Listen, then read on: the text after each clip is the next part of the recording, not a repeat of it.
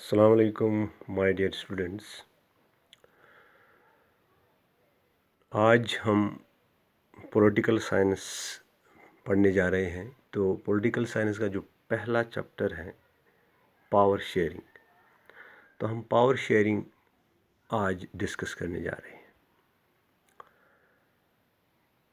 Students, you know, in democracy all power does not rest with any one organ of the state. It is shared by legislature, executive and judiciary. We have a concept of dictatorship. In dictatorship, all the powers rest with one person or in the center. So in dictatorship, there is no sharing, there is no distribution of powers. So in democracy, if we concentrate powers with one person, that is again the spirit of democracy. Now, what is favorable to the spirit of democracy is sharing of powers, distribution of powers. So let's define what is power sharing. Power sharing, when power does not rest with any one organ of the state, rather than it is shared among legislature, executive and judiciary, it is called power sharing. We know there are three organs of state or three organs of government: legislature, executive and judiciary. Legislature का काम आपको पता है to make laws, executive का to execute those laws and judiciary का काम है to interpret those laws. तो पावर शेयरिंग, जब हम पावर को डिस्ट्रीब्यूट करते हैं तीनों ऑर्गन्स में, लेजिस्लेचर, एग्जीक्यूटिव और जुडिशरी, और किसी एक ऑर्गन के पास सारा पावर नहीं रखते हैं, इसको हम सिंपली पावर शेयरिंग, या दूसरे अल्फाजों में हम कह सकते हैं it means the distribution of powers of government between the organs of government or sharing of powers at different levels. So we have sharing of powers in India in different organs of the government and at the different levels of the government. We have organs, three organs: legislature, executive and judiciary, and different levels we have: center, state and local levels, including Panchayati Raj and municipalities. So we have three levels in India: central government, state government and local government. So this is power sharing. So what is power sharing? It is simply distribution of powers. Now what powers? Not muscle power, but political powers. आपके syllabus में ऐसी दो स्टोरियां हैं दो मुल्कों की।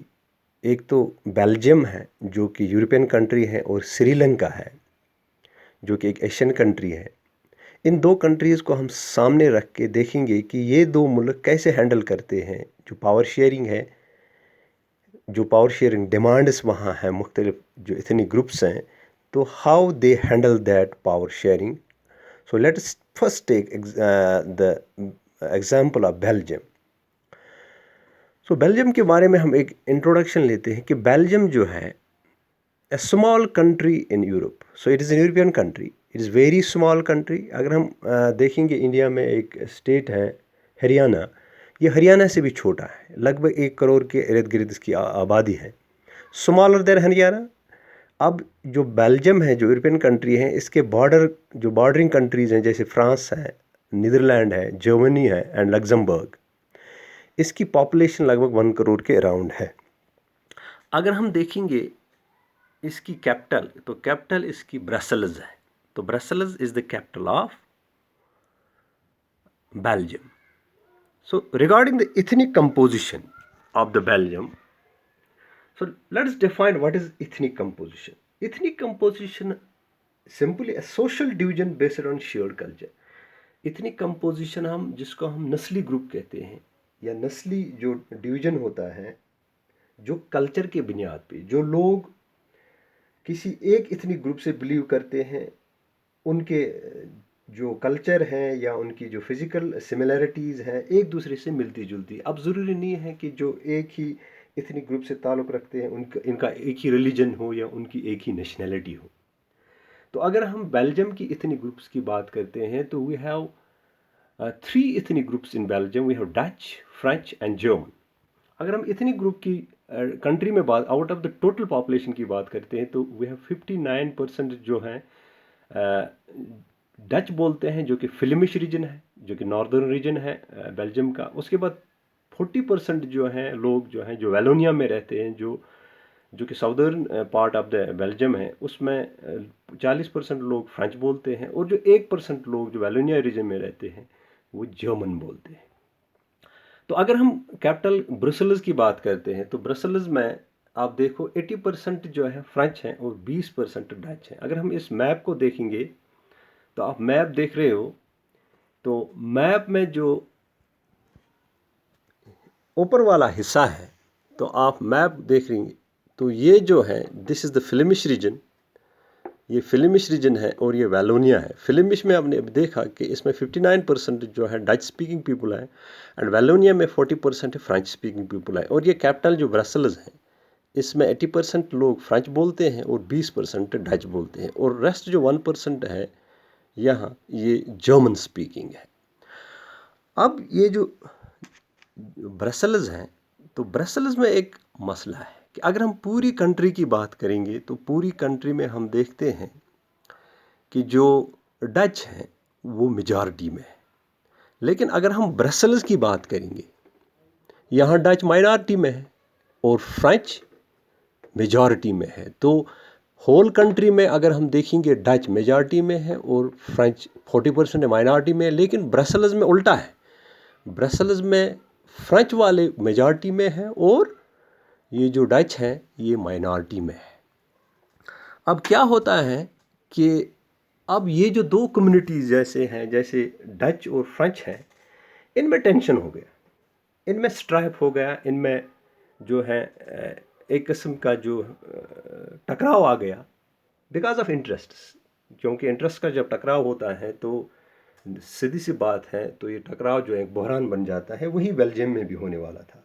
क्योंकि अगर हम रीजन ढूंढेंगे कि what was the reason for tension in Belgium, तो पहला रीज़न जो है, जो फ्रेंच कम्युनिटी है, जो माइनॉरिटी फ्रेंच स्पीकिंग कम्युनिटी है, जैसे अभी हमने देखा कि पूरे मुल्क में डच मेजॉरिटी में थे और फ्रेंच जो है माइनॉरिटी में थे। लेकिन बेल्जियम में उल्टा है, वहाँ डच माइनॉरिटी में और फ्रेंच मेजॉरिटी में है।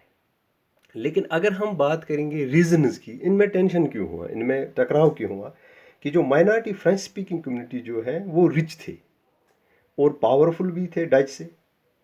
तो इससे क्या हुआ, इससे डच ने रिजेंटमेंट दिखाई, यानी डच ने उनके खिलाफ बोलना शुरू कर दिया। तो क्योंकि जो डच हैं उनको जो बेनिफिट्स ऑफ चाहे इकोनॉमिक डेवलपमेंट है या एजुकेशन है वो उनको बाद में मिला। तो उसके बाद क्या है, जो डच और फ्रेंच हैं इनमें जो है टेंशन हुआ 1950s और 1960s के दरमियान। उसके बाद अगर हम, ये पूरी कंट्री की बात है, लेकिन ब्रसेल्स को देखेंगे तो ब्रसेल्स जो कैपिटल है वहाँ एक स्पेशल प्रॉब्लम है कि ब्रसेल्स जो है इसमें डच स्पीकिंग पीपल जो है, जो ब्रसेल्स हैं, ये स्पेशल प्रॉब्लम, जो डच स्पीकिंग पीपल जो है they constitute majority in the country, country में मेजॉरिटी में, लेकिन डच में, जो ब्रसेल्स में डच माइनॉरिटी में है। तो इसी तरह से, लेकिन जो डच स्पीकिंग पीपल जैसे मैंने देखा मेजॉरिटी कंट्री में है लेकिन माइनॉरिटी कैपिटल में। अब कैपिटल में उल्टा है, डच का अगर हम देखेंगे जनरली डच ज़्यादा है पूरे मुल्क में तो इनका ही चलना चाहिए, लेकिन ऐसा नहीं हुआ। फ्रेंच माइनॉरिटी में थे पूरे मुल्क में, ये पावरफुल थे, अमीर लोग थे, और इन्हीं को एजुकेशन डेवलपमेंट, एजुकेशन और इकोनॉमिक डेवलपमेंट में आगे आगे ये जो फ़ायदा मिला। लेकिन जो बेचारे फ्रेंच लोग थे, तो फ्रेंच लोग जो है, जो फ्रेंच कम्युनिटी है, चूँकि रिलेटिवली रिच थे और पावरफुल थे देन डच, डच को उतना फ़ायदा नहीं मिला despite being in majority in the whole country. उनको इकोनॉमिक और एजुकेशन डेवलपमेंट लेट मिला। तो इस तरह से क्या हुआ कि इनमें जो है, इनमें टकराव बढ़ने लगा। अब इस टकराव को ख़त्म करने के लिए बेल्जियम में एक मॉडल बना जिसको हम बेल्जियम मॉडल भी कहते हैं। तो इस तरह से जो बेल्जियम गवर्नमेंट है अब उसने स्टेप्स क्या उठाए इस टकराव को, इस दूरी को जो डच और फ्रेंच के दरमियान है, इसको ख़त्म करने के लिए उन्होंने क्या किया, जिसको हम स्टेप्स कहो या एकोमोडेशन कहो, क्योंकि डेमोक्रेसी में ज़रूरी है कि जब डेमोक्रेसी में एकोमोडेशन है सारे ग्रुप्स की तो फिर तो पीस आता है। तो let's see what accommodation was done in Belgium.